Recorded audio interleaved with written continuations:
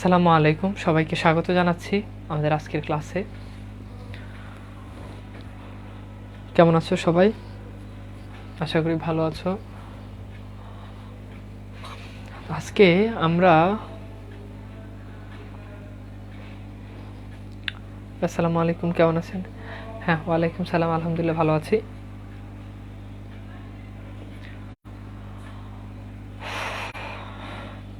ঠিক আছে, আমার কথা শোনা যাচ্ছে?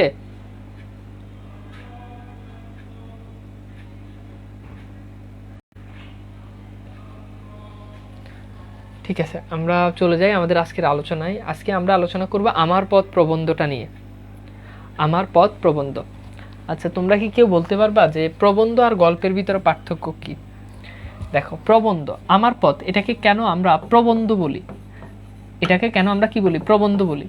এটাকে কেন আমরা গল্প বলি না? একটু ভালো করে খেয়াল করো। এটাকে কেন আমরা কি বলি না? গল্প বলি না। মনে রাখবা, গল্প যখন হয় তখন অবশ্যই গল্পে ক্যারেক্টার থাকে। কি থাকে বলো? গল্পে অবশ্যই ক্যারেক্টার থাকে। তো আমার পথ প্রবন্ধ যেটি রয়েছে, এখানে কিন্তু কোনো ক্যারেক্টার নাই। কি নাই বলো? কোনো ক্যারেক্টার নাই। ঠিক আছে, তো এখন যেহেতু এখানে কোনো ক্যারেক্টার নাই, কাজে এটাকে বলা, এটা হচ্ছে প্রবন্ধ। মানে লেখক তার জীবন দর্শন, তার মতামত ইত্যাদি যখন তুলে ধরেন তখন সেটা হয় প্রবন্ধ। আর লেখক যখন কবিতা দিয়ে যখন তুলে ধরেন, মানে ক্যারেক্টার দিয়ে যখন রচনা করেন, তখন সেটাকে বলা হয়, সেটা হচ্ছে গল্প। তাহলে আশা করি গল্প আর প্রবন্ধের ভিতর পার্থক্যটা কি সেটা বুঝতে পেরেছো। ঠিক আছে, আজকে পাঞ্জাবিটাতে আপনাকে অনেক সুন্দর লাগছে। মানে সুন্দর দিয়ে আসলে কি হয়, বাহ্যিক সৌন্দর্যটা আসলে সৌন্দর্যটা মানে সৌন্দর্য নয়। পাঞ্জাবির মধ্যে, পোশাকের মধ্যে আসলে কখনো মানুষ মানে প্রশান্তি থাকে না। বাহিরে দেখতে অনেক সুন্দর লাগে মানুষকে, পাঞ্জাবি দেখে অনেক সুন্দর লাগে, পোশাক দেখে মানুষকে অনেক সুন্দর লাগে, কিন্তু এইসবের ভিতরে আসলে কোনো প্রশান্তি নাই। তো মানুষের আসলে সব কিছু থেকে গুরুত্বপূর্ণ বিষয় হচ্ছে মনের প্রশান্তি, আত্মার প্রশান্তি। এটা খুব ইম্পর্টেন্ট। ওকে, আসো। তো আমরা এটার উৎস সম্পর্কে একটু জানবো। হ্যাঁ, তো উৎস হচ্ছে এটি রুদ্রমঙ্গল, যে লেখকের যে রুদ্রমঙ্গল যে প্রবন্ধ গ্রন্থটি রয়েছে, সেই প্রবন্ধ গ্রন্থ থেকে এটা সংকলন করা হয়েছে। হ্যাঁ, তো এটা রুদ্রমঙ্গল থেকে সংকলন করা হয়েছে। আমরা একটু চলে যাই, পরীক্ষাতে এখান থেকে প্রশ্ন আসবে। এবার আমরা একটু দেখি মূল ভাব, অর্থাৎ আমার পথ প্রবন্ধের যে মূল ভাব, সেই মূল ভাবটা কি সেই জিনিসটা একটু দেখি। যে আমার পথ প্রবন্ধে নজরুল এমন একটি আমির আবাহন প্রত্যাশা করেছেন যার পথ সত্যের পথ, সত্য প্রকাশে তিনি নির্ভীক অসংকোচ। অর্থাৎ তিনি যে সত্যটা প্রকাশ করেছেন সেই সত্য প্রকাশে, ঠিক আছে, যে সবসময় সত্য প্রকাশে কখনো দ্বিধাবোধ করবে না, এমন একটা আমির তিনি প্রত্যাশা করেছেন। তিনি তাই অনায়াসে বলতে পারেন, আমার কর্ণধার আমি। মানে কর্ণধার মানে হচ্ছে যে মানুষটা পথ দেখায়। ঠিক আছে, যে মানুষটা পথ দেখায়, তো সেই মানুষটাই হচ্ছে যে আমাকে পথ দেখাবে, আমি আমার পথ দেখাবো। এরপর দেখো, আমার পথ দেখাবে আমার সত্য। নজরুলের কাছে ভগ্ন আত্মবিশ্বাস, ভগ্ন আত্মবিশ্বাস মানে হচ্ছে ভাঙা আত্মবিশ্বাস, মানে কনফিডেন্স, লো কনফিডেন্সের মানুষজন, সেটাকে বলছে যে ভগ্ন আত্মবিশ্বাস। ভগ্ন আত্মবিশ্বাসের গ্লানি গ্রহণযোগ্য নয়। নজরুল এই প্রবন্ধে দেখিয়েছেন যে তিনি ভুল করতে রাজি আছেন, কিন্তু ভণ্ডামি করতে প্রস্তুত নয়। মানে ভুল কর্ম সেটা স্বীকার করে নেব, কিন্তু ভণ্ডামি করব না। ভুল জেনেও তাকে ঠিক বলে চালিয়ে দেবার কপটতা এবং জেদ তার দৃষ্টিতে ভণ্ডামি। এই ভুল ব্যক্তির হতে পারে, এক ধর্মের সঙ্গে অপর ধর্মের বিরোধ মিটে যাবে, সম্ভব হবে গোটা মানব সমাজকে ঐক্যবদ্ধ করা, আর এই ঐক্যের মূল শক্তি হচ্ছে সম্প্রীতি। ওকে, আমরা একটু দেখি গুরুত্বপূর্ণ এখানে যে গুরুত্বপূর্ণ যে শব্দার্থ বা টিকাগুলো রয়েছে, আমরা সেই শব্দার্থ বা টিকাগুলো একটু লিখি। দেখো, সম্মার্জনা মানে কি? সম্মার্জনা মানে হচ্ছে মেজে ঘষে পরিষ্কার করে ফেলা। সম্মার্জনা, সম্মার্জনা শব্দের অর্থ কি? মেজে ঘষে পরিষ্কার করে দেওয়া। আর কুর্নিশ মানে কি? কুর্নিশ মানে হচ্ছে অভিবাদন বা সম্মান প্রদর্শন করা। কর্ণধার মানে কি? কর্ণধার মানে হচ্ছে নেতৃত্ব প্রদানের সামর্থ্য আছে এমন মানুষ, অর্থাৎ যে মানুষ নেতৃত্ব দেয়, যে মানুষ পথ দেখায়। ঠিক আছে, তো এরপর দেখো, পৌরুষ মানে হচ্ছে তেজ বা পুরুষোচিত ভাব। মেকি মানে হচ্ছে মিথ্যা বা কপট। দম্ভ মানে হচ্ছে অহংকার। শিখা মানে হচ্ছে আগুনের শীষ। স্বাবলম্বন মানে হচ্ছে নিজের উপর নির্ভরশীল হওয়া। আগুনের ঝান্ডা মানে হচ্ছে অগ্নি পতাকা। আর অভিশাপ রথের সারথি মানে কি, যে সময়ে সমাজের নিয়ম পাল্টাতে গেলে বাধার সম্মুখীন হতে হয়, সমাজ রক্ষকদের আক্রমণের শিকার হতে হয়, একথা জেনে নজরুল তার বিশ্বাস প্রতিষ্ঠা করতে চেয়েছেন। তারপর দেখো, সকল অন্যায়ের বিরুদ্ধে তিনি অভিশাপ হয়ে আবির্ভূত হয়েছেন, নিজেই বলেছেন, হ্যাঁ, রথ চালক তথা সারথীর আসনে। এবার একটু দেখো, আমরা একটু পদ পাঠ বিশ্লেষণে যাই। ছোট্ট একটা প্রবন্ধ, একটু মনোযোগ হয়ে শুনবা।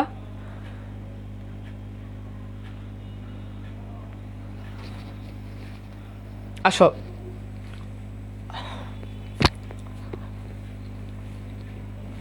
এটা খুব ছোট একটা তো পড়তে হয়তো বেশি সময় লাগবে না, ক্লাসটা খুব ছোট হবে।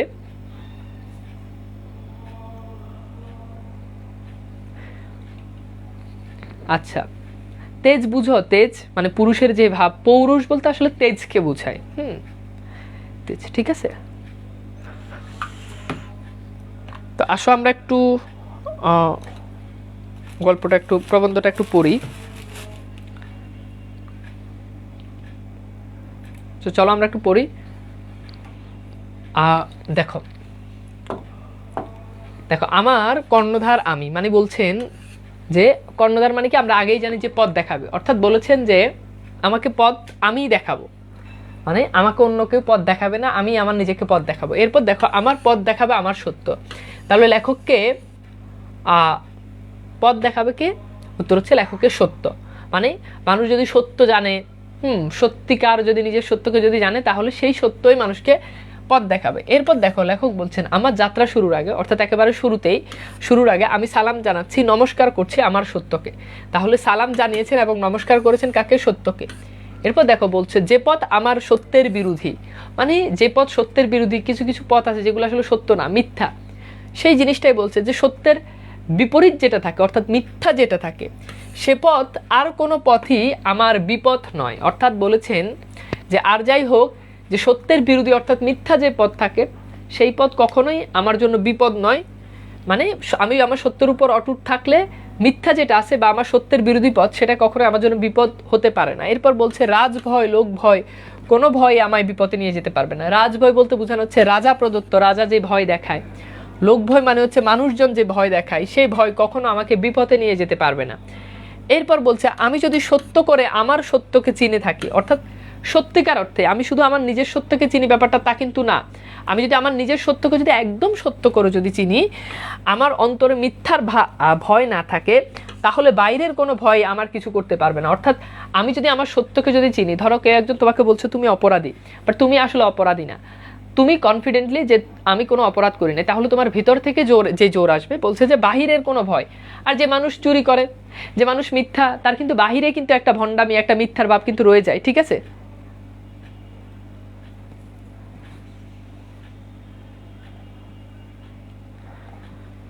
আচ্ছা,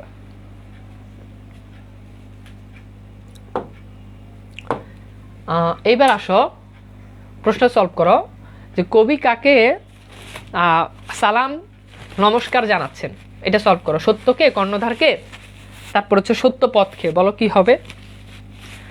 কবি কাকে সালাম নমস্কার জানাচ্ছে?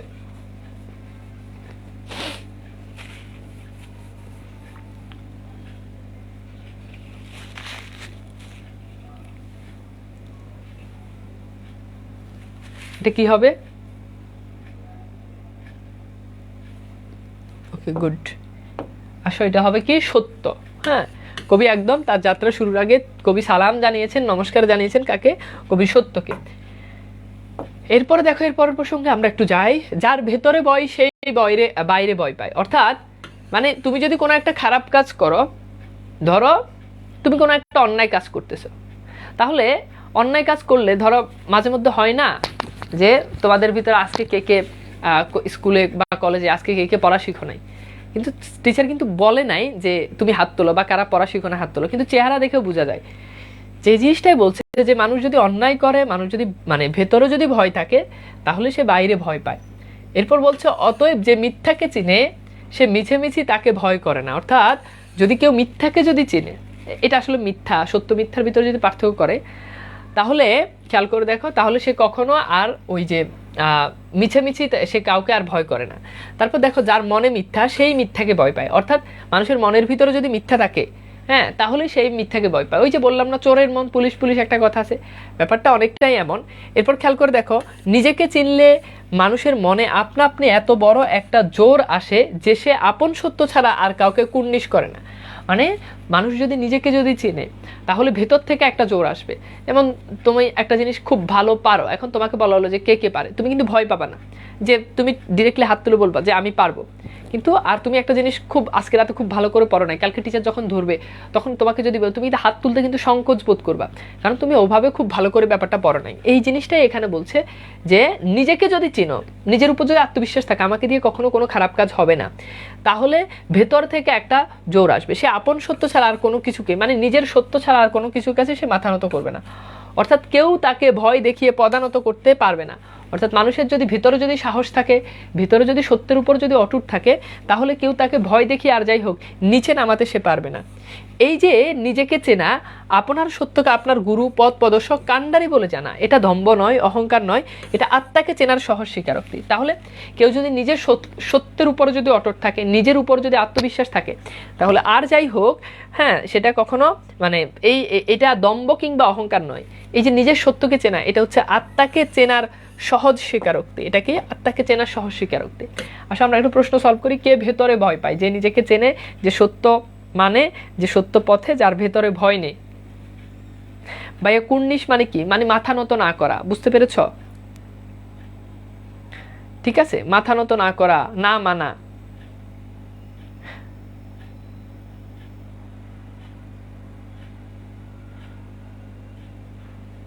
ভাই আপনি কি অসুস্থ? না, সুস্থ। মানে সুস্থ থাকলে, মানে সুস্থ মানুষ সবসময় থাকে, বা অসুস্থতা এক জিনিস, আর মানুষের মানে দেহের মানে আত্মার অসুস্থতা আরেক জিনিস। বাহ্যিক অসুস্থতা, শরীরের অসুস্থতা একটা, আর আত্মার অসুস্থতা একটা, বুঝতে পেরেছ?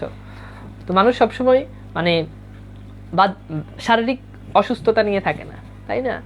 কিছু কিছু সময় মানুষের আত্মার শান্তি আছে, মনের প্রশান্তি আছে, মনটা সবসময় শান্তি থাকে না মানুষের। হ্যাঁ, মন কখনো কখনো অসুস্থ হয়ে যায়। বাহিরের অসুস্থতা থেকেও আমার মনে হয় যে মনের অসুস্থতা সবচেয়ে বড় অসুস্থতা। বাইরের অসুস্থতা তো এটা তো ওষুধ আছে, কিন্তু মনের অসুস্থতার তো কোনো ওষুধ নাই, হয় না অনেক সময়? আচ্ছা আসো, কি হবে বলো এটা, যে যে কে ভেতরে ভয় পায় না? যার ভেতরে ভয় নেই। ঠিক আছে, এই যে এইটা হচ্ছে রাইট অ্যান্সার, যার ভেতরে ভয় নেই।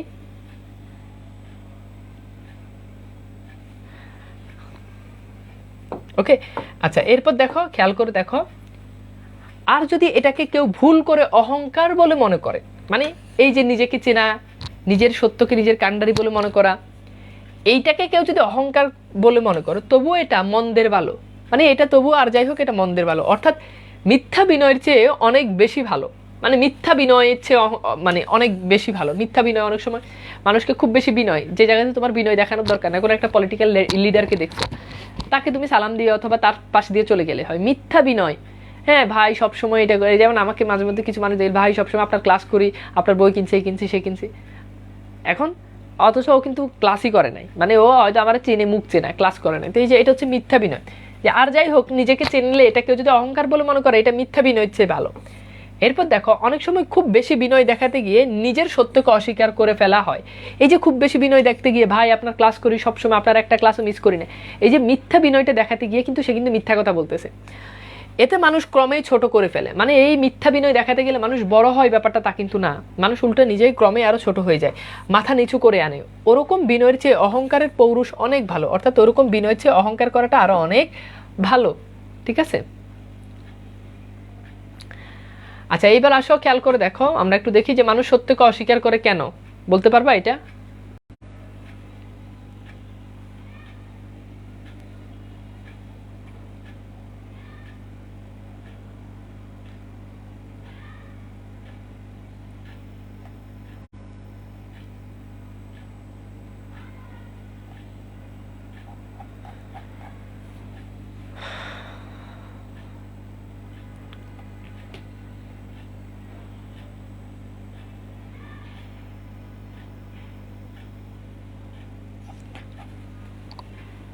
কি হবে?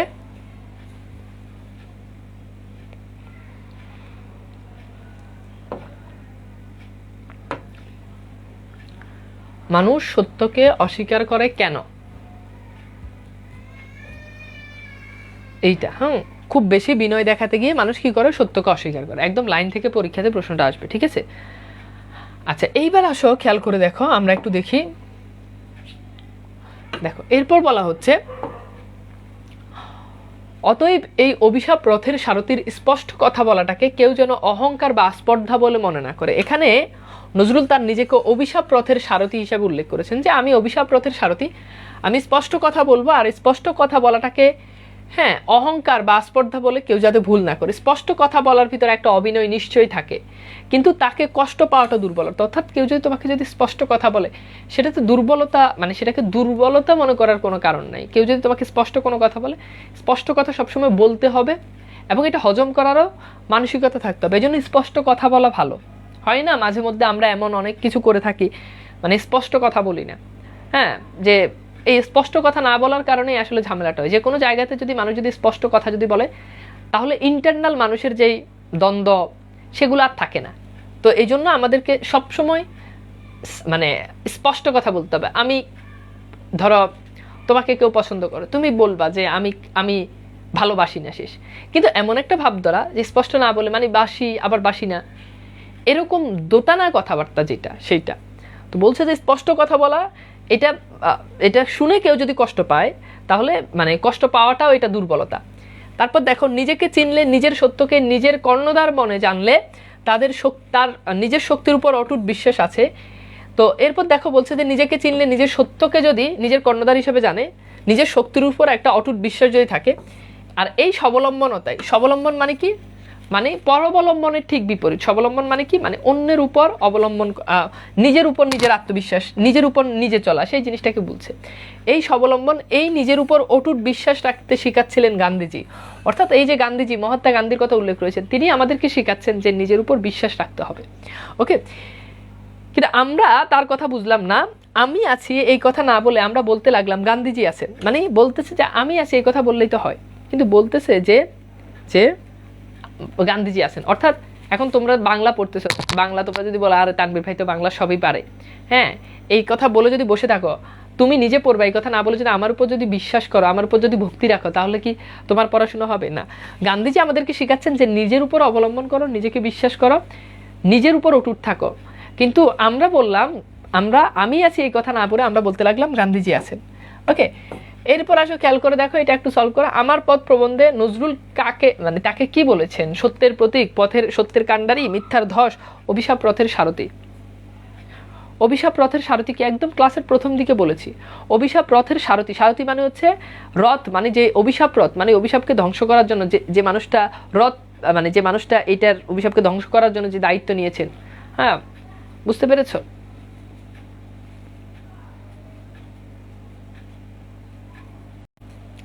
গুড, উত্তর কি? উত্তর হচ্ছে অভিশাপ রথের সারথি। আচ্ছা, সো আমরা রাইট অ্যান্সার পেয়েছি। এরপর খেয়াল করে দেখো, যখন নিজের সত্যের উপর অটুট বিশ্বাস, মানে কখন নিজের সত্যের উপর অটুট বিশ্বাস আছে। সবাইকে ভালোবাসলে, নিজের সত্যকে কর্ণধার মনে জানলে, কাউকে ভয় না পেলে, তারপর হচ্ছে চিত্তের দৃঢ়তা অর্জন করলে। বলো এটা কি হবে? কখন নিজের সত্যের উপর অটুট বিশ্বাস আছে, সবাইকে ভালোবাসলে, নিজের সত্যকে কর্ণধার মনে জানলে, কাউকে ভয় না পেলে, চিত্তের দৃঢ়তা অর্জন করলে। বলো কি হবে এটা?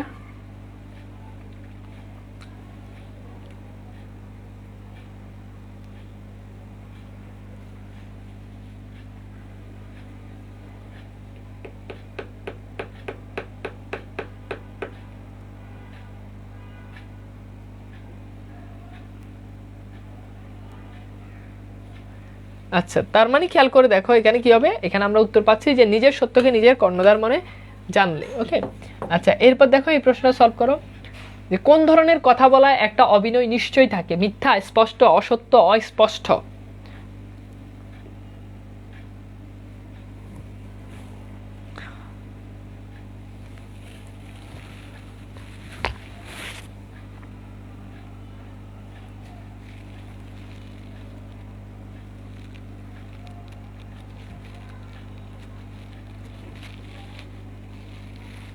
এটা কি হবে বলো? গুড। কোন ধরনের কথা বলায় একটা অভিনয় নিশ্চয়ই থাকে? উত্তর হচ্ছে স্পষ্ট কথা বলার একটা অভিনয় নিশ্চয়ই থাকে। কি কথা বলো? স্পষ্ট কথা বলার একটা অভিনয় নিশ্চয়ই থাকে। আচ্ছা, এরপর খেয়াল করো, এরপর বলছে এই পরাবলম্বনতায়, পরাবলম্বন মানে কি? মানে অন্যের উপর ডিপেন্ড করা, অন্যের উপর নির্ভর করা। বলছে এই পরাবলম্বনতাই আমাদের নিষ্ক্রিয় করে ফেলে, একেই বলে সবচেয়ে বড় দাসত্ব। তাহলে সবচেয়ে বড় দাসত্ব কোনটাকে বলা হয়েছে? সবচেয়ে বড় দাসত্ব বলা হয়েছে পরাবলম্বনতায়, মানে অন্যের উপর অবলম্বন করা, এটাকেই বলা হয়েছে, এটাই সবচেয়ে বড় দাসত্ব। অন্তরে যাদের এত গোলামির ভাব, তারা বাইরের গোলামি থেকে রেহাই পাবে কি করে? অর্থাৎ যাদের নিজের অন্তরের ভিতরে, মনের ভিতরে গোলাম হয়ে থাকে, মানে তুমি যদি এমনিতে কারো গোলাম হয়ে থাকো, বাহিরে তুমি একটা মালিক মালিক ভাব নিতে পারবে না, গোলামির ভাবটা থেকেই যাবে। এই জিনিসটাই বলছে যে অন্তরে যাদের এত গোলামির ভাব, বাইরের গোলামি থেকে তারা রেহাই পাবে কি করে? এরপর দেখো বলছে আত্মাকে চিনলেই আত্মনির্ভরতা আসে। তাহলে দেখো, তুমি যদি নিজেকে যদি চিনো, আত্মাকে যদি চিনো, তাহলে আত্মনির্ভরতা আসবে। মানে আত্মনির্ভরতা মানে হচ্ছে কি? নিজের উপর নির্ভর করা, নিজের উপর আত্মবিশ্বাস রাখা, সেটা আসবে। এই আত্মনির্ভরতা যেদিন সত্যি সত্যি আমাদের আসবে, সেদিনই আমরা স্বাধীন হব। তার মানে এখন আমরা পরাধীন, আমরা এখন আমাদের নিজের উপর কোনো কনফিডেন্স নাই, নিজের উপর আমাদের আত্মবিশ্বাস নাই। যেদিন আমাদের নিজের উপর এই আত্মবিশ্বাস আসবে, সেদিনই, হ্যাঁ, সেদিনই আমরা কি হব? আমরা স্বাধীন হব। তার আগে কিছুতেই নয়। নিজে নিষ্ক্রিয় থেকে অন্য একজন মহাপুরুষের প্রাণে প্রাণে ভক্তি করলে যদি দেশ উদ্ধার হয়ে যেত, তাহলে আমরা এতদিনে পরাধীন থাকতো না। অর্থাৎ নিজে কাজ না করে আমরা যদি এমন একজন মহাপুরুষের উপর যদি বিশ্বাস করতাম, তাহলে কি কাজ হবে? ধরো স্বাধীনতা যুদ্ধের সময় আমরা বললাম যে শেখ মুজিবুর রহমান আছে, এই কথা বলে আমরা সবাই বসে থাকলাম, আলটিমেট কোনো লাভ তো নাই। আমাদেরকে যেটা করতে হবে সেটা হচ্ছে নিজেদেরকে, আমরা সবাই, হ্যাঁ, একত্রিত হয়ে যুদ্ধ করেছি, সংগ্রাম করেছি এবং দেশ স্বাধীন করেছি। কিন্তু আমরা যদি বলতাম না মহাপুরুষরা আছে, মুক্তিযোদ্ধারা আছে, তাহলে দেশ এতদিনে আর কি হতো না? স্বাধীন হতো না। বলেছে যে আত্মাকে চেনা, নিজের সত্যকে বড় মনে করা দম্ভ আর যাই হোক বন্ডামি নয়। মানে এইটা নিজেকে চেনা, এটা আর যাই হোক, এটা হয়তো দম্ভ হতে পারে, অহংকার হতে পারে, কিন্তু এইটা অ্যাটলিস্ট বন্ডামি নয়। আসো প্রশ্ন সলভ করে, সবচেয়ে বড় দাসত্ব কি? নিষ্ক্রিয় হওয়া, সত্য না মানা, মিথ্যা স্বীকার করা, পরাবলম্বনতায়।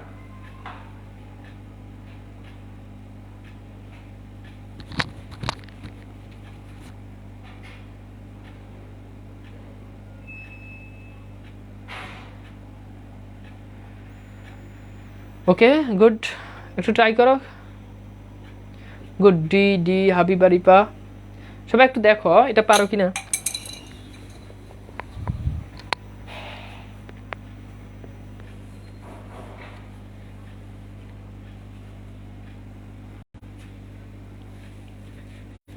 এটার উত্তর কি হবে? দেখো, পরাবলম্বনতায়।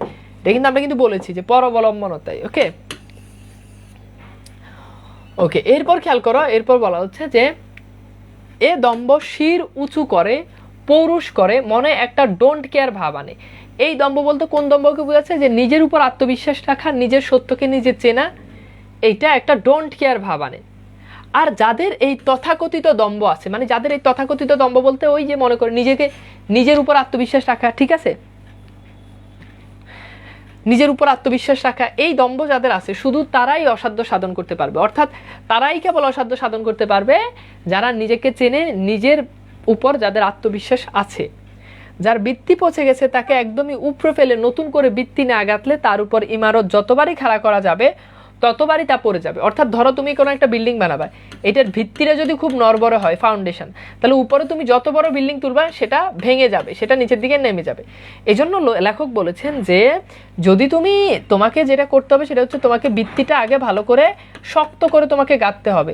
এই ভিত্তিটা গাঁথার পর তোমাকে যেই কাজটা করতে হবে সেটা হচ্ছে এইবার তুমি উপরের দিকে, হ্যাঁ, বিল্ডিং তুলতে হবে। সেই জিনিসটা, যার ভিত্তি পচে গেছে তাকে একদম উফরে ফেলে নতুন করে তুমি ভিত্তি গাঁথলে তার উপর ইমারত যতবার খাড়া করা যাবে ততবারই ভেঙে যাবে। অর্থাৎ নরবরে জিনিসের উপর, নরবরে ভিত্তির উপর তুমি যদি উপরের দিকে বিল্ডিং তোলো তাহলে সেটা তো এমনিতেই ধসে পড়ে যাবে। আসলে এটা একটু দেখো, কারা অসাধ্য সাধন করতে পারবে? যাদের মনে ডোন্ট কেয়ার ভাব আছে, যাদের মনে ডোন্ট কেয়ার ভাব আসবে, যাদের তথাকথিত দম্ভ আছে, যাদের তথাকথিত দম্ভ নেই, বলো কি হবে?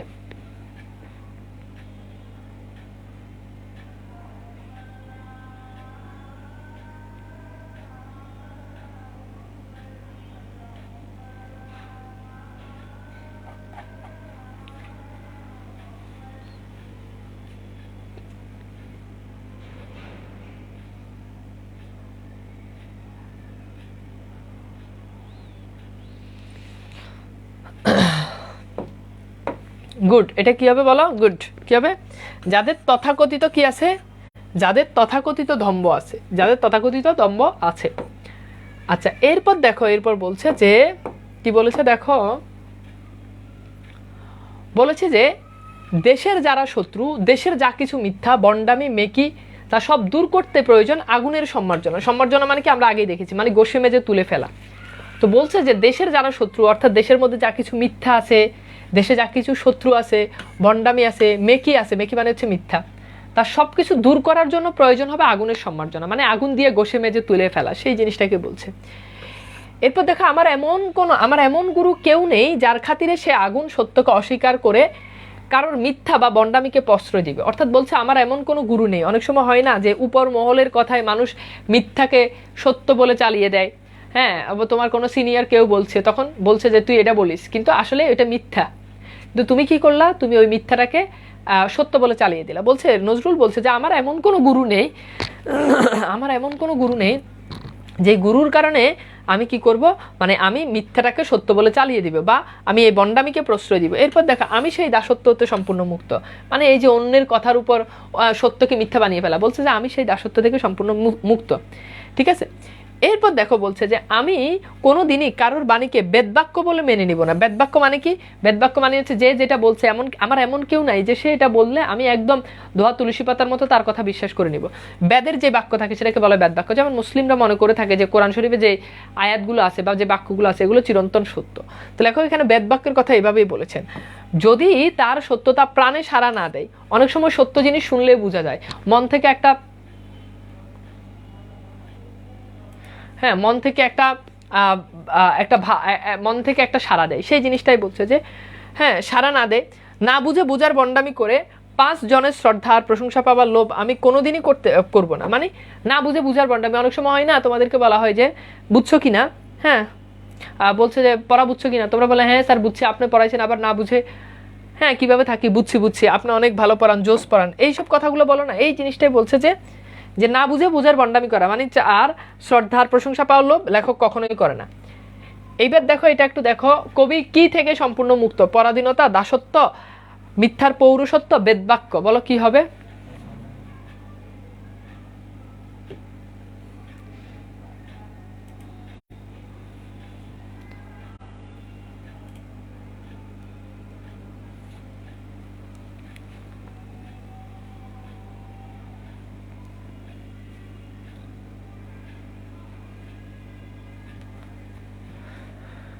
আচ্ছা, সো এটা কি হবে বলো?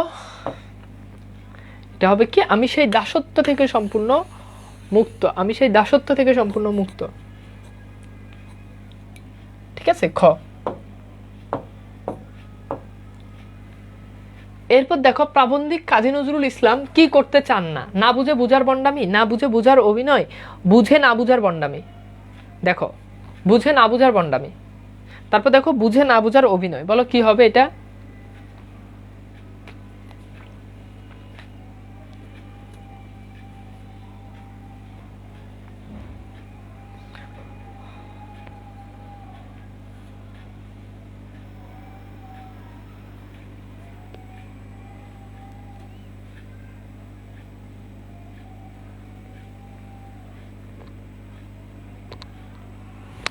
বলো এটা কি হবে? গুড। না বুঝে বুঝার বন্ডামি, না বুঝে বুঝার বন্ডামি, না বুঝে বুঝার বন্ডামি। তার মানে এখানে উত্তর কি হবে বলো? ক হবে আমাদের রাইট অ্যান্সার।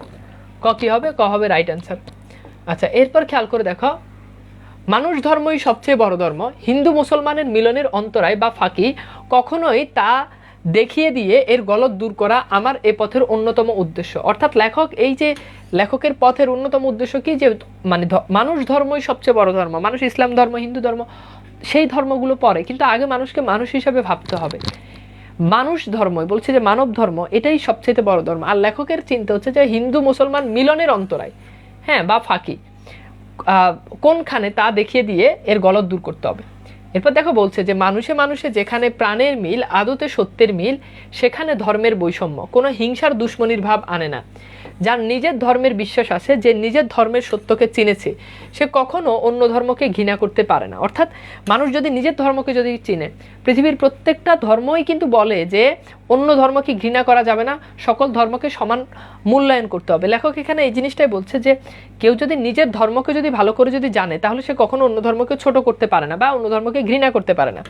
দেশের পক্ষে যা মঙ্গলকর বা সত্য, শুধু তাই লক্ষ্য করে এই আগুনের ঝান্ডা দুলিয়ে পথে বের হলাম। অর্থাৎ বলেছে লেখক যে এই যে আগুনের ঝান্ডা মানে কি জানো? আগুনের ঝান্ডা মানে হচ্ছে আগুনের পতাকা। অর্থাৎ এই দেশের জন্য যা কিছু মঙ্গলকর সেই লক্ষ্যকে কেন্দ্র করেই লেখক আগুনের ঝান্ডা দুলিয়ে, আগুনের ঝান্ডা নিয়ে কি করলো পথে বের হলো।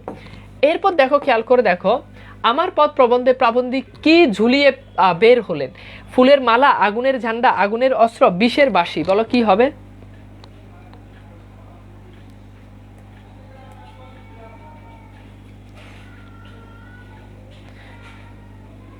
ভাই কিছু অংশ বাদ চলে গেছে। বাদ কেন যায় বুঝলাম না। কতটুকু বাদ গেছে কে একটু বলতে পারবা? 1 লাইন 2 লাইন নাকি?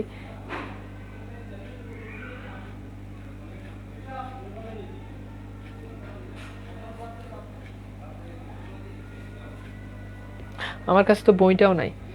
আচ্ছা, যদি মিস হয়ে যায় ওটা তোমরা একটু বুঝে নিও, হ্যাঁ, একটু লাল দাগ দিয়ে রাখো, মার্কিং করে একটু গ্রুপে একটু পোস্ট দিয়ে একজনে যে ভাইয়া স্লাইডে এই অংশটা, তাহলে আমি স্লাইডে ওই অংশটা উঠে দিব। 4 লাইন বাদ পড়ে গেছে, ইন্নারিল্লাহ কি বলে? আচ্ছা তাহলে আমি একটু দেখি, 4 লাইন বাদ পড়ে গেছে।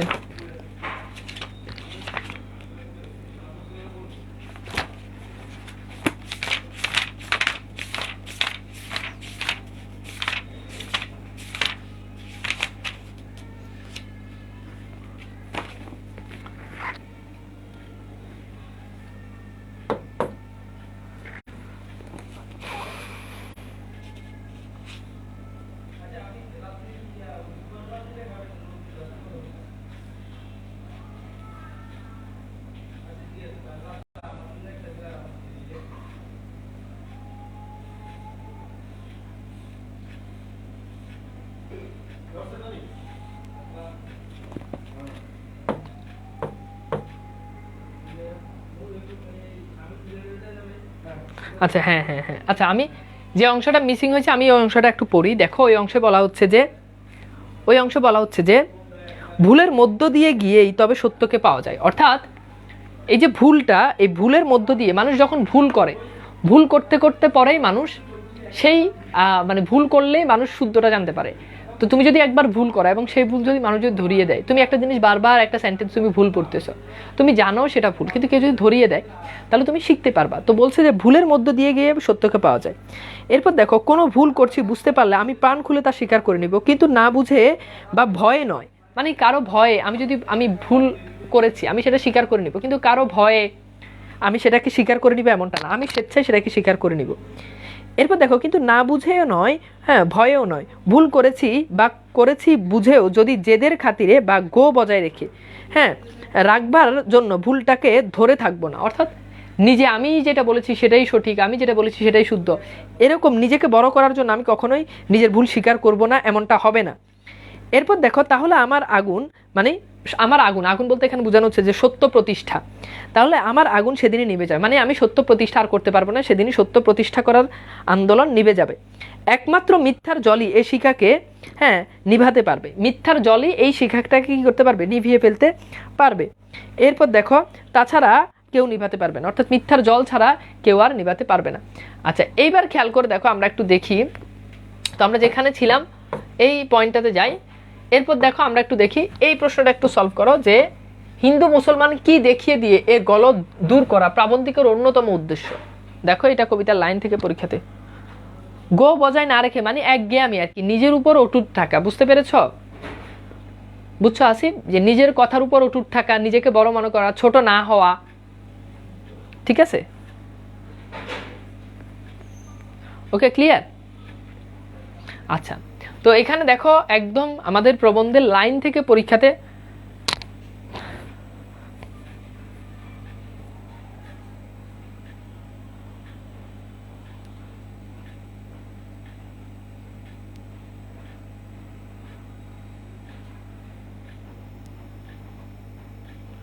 আচ্ছা এটা কি? মিলনের অন্তরায়, একদম ডিরেক্টলি এ থেকে প্রশ্ন আসছে। আচ্ছা এরপর খেয়াল করে দেখো, আমরা একটু দেখি একটা সৃজনশীল সলভ করি।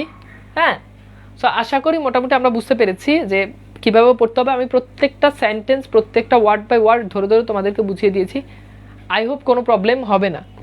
আচ্ছা, এরপর দেখো আমরা একটা সৃজনশীল দেখি। সুমন সুযোগ পেলেই নিজের কাজ অন্যকে দিয়ে করিয়ে নেয়। মানে সুমন সে যখনই সুযোগ পায় নিজের কাজটা অন্যকে দিয়ে করিয়ে নেয়। ছাত্র জীবনে অভ্যাসটি আজ তার কর্মজীবনেও রয়েছে। মানে নিজে বহমান মানে চলতেছে, অর্থাৎ নিজে কোনো কাজ না করে হয় না, অনেক সময় তোমাদেরকে অ্যাসাইনমেন্ট দিলে, প্র্যাকটিক্যালের জন্য দিলে নিজে না করে অন্যকে দিয়ে করিয়ে নেয়। তো বলেছে যে এটাকে আর কর্মজীবনেও রয়েছে। এর সঙ্গে যুক্ত হয়েছে অতিনিরন্তন বিনয় এবং তোষামদি। হয় না, কিছু কিছু মানুষ কর্মক্ষেত্রে গেলেও বসকে খুব তোষামদ করে, খুব তেল দেয়, হ্যাঁ, চাটুকারিতে, এটা আর কি। পরনির্ভরশীল এই মানুষটি অফিসের কোনো কাজই এখন আর সুষ্ঠুভাবে সম্পূর্ণ করতে পারে না। এজন্য লোকজন তাকে পছন্দ করে না, অফিসে তার গ্রহণযোগ্যতা কমে এসেছে। অন্যদিকে শফিক সাহেব সততা, দৃঢ়তা এবং কর্মনিষ্ঠা তাকে সকলের নিকট প্রিয় করে তুলেছে। তিনি সকলের নিকট অনুকরণীয় ব্যক্তি। দেখো, মানুষ যদি সৎ হয়, সত্য, নিজের সত্যকে যদি চেনে, তাহলে তাকে সে আস্তে আস্তে উপরের দিকে উঠবে। আর আমাদের এই যে সুমন ছিল, সেই সুমন অন্যকে দিয়ে কাজ করিয়ে নেয়, তোষামদি ভাব, হ্যাঁ, এই ভাবগুলো যদি থাকে তাহলে সে কি করবে, আস্তে আস্তে নিচের দিকে নেমে যাবে, মানুষের কাছে তার গ্রহণযোগ্যতা কমে যাবে। এবার দেখো, কোন বোধে জাগ্রত হতে পারলেই ধর্মের সত্যি উন্মোচিত হবে। সেটা হচ্ছে নিজের কোন বোধ, সেটা হচ্ছে নিজের সত্যের উপর অটুট বিশ্বাস রাখা। এই বোধ যদি জাগ্রত হতে পারে তাহলে ধর্মের সত্যটা কি হবে, উন্মোচিত হবে। এবার দেখো, একমাত্র মিথ্যার জলে এই শিক্ষাকে নিভাতে পারবে, কথাটি বুঝিয়ে লিখো। অর্থাৎ একমাত্র মিথ্যার জল বলতে এখানে বোঝানো হচ্ছে যে মানুষ যদি সত্য কথা বলে, মানুষ যদি সত্য চলে, মানুষ যদি মিথ্যা কথা বলে, তাহলে সেই মিথ্যার উপর দিয়ে গিয়ে মিথ্যার পরেই মানুষ সত্যটা বুঝতে পারবে। এখানে এই জিনিসটা বুঝিয়েছেন যে মিথ্যার পরেই সত্যের স্থান। একমাত্র মিথ্যার জলই, যখন মানুষ মানে মিথ্যার জল বলতে এখানে বোঝানো হচ্ছে যে একমাত্র মিথ্যার জল বলতে বোঝানো হচ্ছে যখন মানুষ কোনো জিনিস মিথ্যা যখন করে ফেলবে। আর এই জল কোন শিখাকে নিভাতে পারবে, এই যে সত্য প্রতিষ্ঠা করার যে শিখা। অর্থাৎ মানুষ যদি মিথ্যা বলে, এখানে মিথ্যার জল বলতে বোঝানো হচ্ছে মিথ্যা কথা।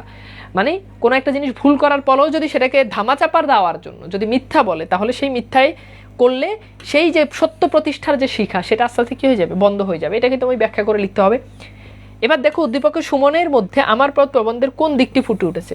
তো উদ্দীপকে সুমনের মধ্যে আমার পদ প্রবন্ধের যে দিকটি ফুটে উঠেছে সেটা কিন্তু ইতিবাচক না, নেতিবাচক দিকটি ফুটে উঠেছে। অর্থাৎ সুমন দেখা যাচ্ছে যে সে তোষামদি করে, তারপর হচ্ছে নিজের কাজ অন্যকে দিয়ে করিয়ে নেয়, তারপর হচ্ছে এই সব কারণে দেখা যায় যে তার এবং সে সবচেয়ে বড় বিষয়, সে পরনির্ভরশীল, অন্যের উপর সে ডিপেন্ডেন্ট। কীভাবে দেখলাম, যে সে তার নিজের কাজ অন্যকে দিয়ে করিয়ে নেয়। এটা করার কারণে আস্তে আস্তে অফিসে তার গ্রহণযোগ্যতা কমে যায়। পরের প্রসঙ্গে বলা হচ্ছে উদ্দীপক শফিক সাহেব আমার পদ প্রবন্ধে লেখকের প্রতিভু, মানে লেখকেরই প্রতিনিধিত্ব করতেছে উদ্দীপকের শফিক সাহেব। এটা ব্যাখ্যা করো। হ্যাঁ, এটা ঠিক আছে যে কাজী নজরুল ইসলামের যে মনোভাব, সেই মনোভাব ধারণ করেছে উদ্দীপকের শফিক সাহেব। এভাবে সুন্দর করে লিখবা। এরপর তোমাকে হচ্ছে এক্সপ্লেইন করে লিখতে হবে। আমরা দেখি যে উদ্দীপকের শফিক সাহেব তিনি সততা এবং দৃঢ়তার সাথে এবং কর্মনিষ্ঠা তাকে সকলের কাছে প্রিয় করে তুলেছেন, এবং তার যে সততা, সেই কারণেই মানুষ কিন্তু তাকে কিন্তু অনুকরণ করে। তিনি সুমন সাহেবের মতো পরনির্ভরশীল নয়, তিনি সুমন সাহেবের মতো তোষামদি স্বভাব তার ভিতরে পাওয়া যায় না। আমার পদ প্রবন্ধে আমরা দেখেছি লেখক বলেছেন যে নিজের সত্যকে জানা, নিজের সত্যের উপর অটুট থাকা, সততার সাথে কাজ করা, এই বিষয়গুলো গল্পে প্রবন্ধে উল্লেখ রয়েছে, যার প্রতিনিধিত্ব করতেছে সুমন শাহ, আমাদের এখানে শফিক সাহেব। ওকে,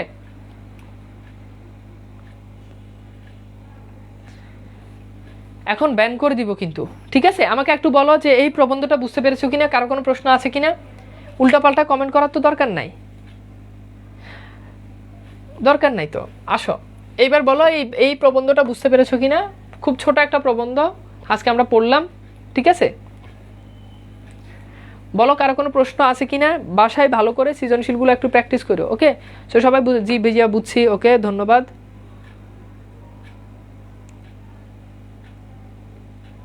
ঠিক আছে, সবাই ভালো থাকবা, সুন্দর সুস্থ থাকবা। আল্লাহ হাফিজ।